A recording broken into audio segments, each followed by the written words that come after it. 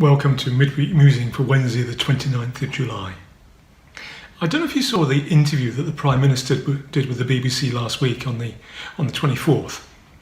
I haven't seen it, but I've read about it, and it seems that one of the things that he was doing was recognising that some of the decisions that he and the government had taken in the early days of responding to the coronavirus crisis could have been done differently.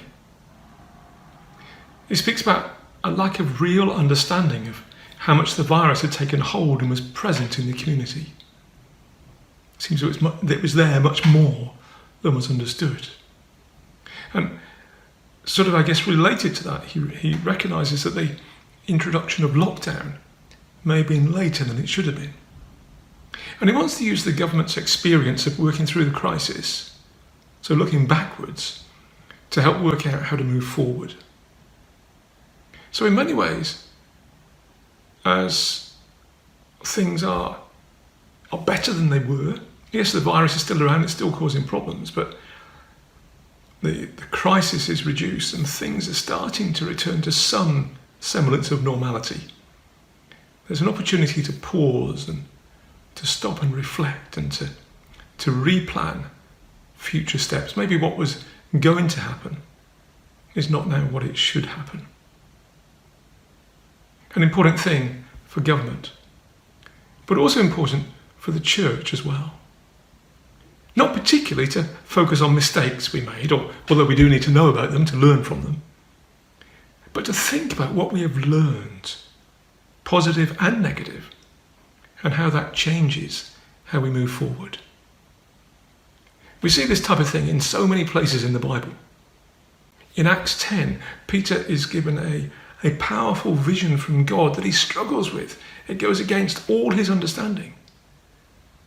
And it totally changes his perspective on how to deal with those who were not ethnically Jewish. A major influence on changing the focus and direction of the church. Much of 1 Corinthians is Paul encouraging the church to reflect on different things that have been taking place amongst them and to call them to change, to do what is right and is of God. Writing to the church at Galatia, Paul challenges them about things that they have allowed to creep into their church and calls them to get rid of them and to change direction.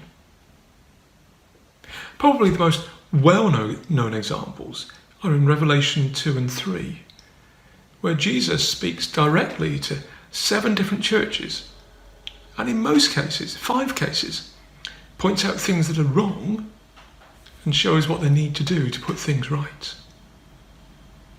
The church at Ephesus had lost its first love. They were no longer so on fire and passionately committed to Jesus. The church at Pergamum had allowed false teaching to take hold. They were being led astray into things that were wrong in their understanding and how they work that out in practice. The church at Thyatira had immorality going on in their midst, and there was a call to stamp that out. The church at Sardis was simply not doing what God had called them to do. They were described as being dead, and there was a call to wake up and become alive again. The church at Laodicea was lukewarm. They thought they were doing fine, but Jesus had to point out to them that the reality was so different. And as Jesus points these things out, he calls on the church to recognise, to repent, and to change. So it's good at times to just step back and reflect, to think about the journey we've been on, to think about where we are at the moment, and taking these into account and listening to what God is saying to us, work out how we move forward. So here are some questions to think about. What important things have we learned over the past few months? Are there things that have happened that have been unhelpful? What do you believe God is saying to us about how we move forward? And how should the future be different from the past? As we reflect on these things, as we wrestle with these things, I pray that God will speak to us and guide us into his perfect plans for us as we move forward.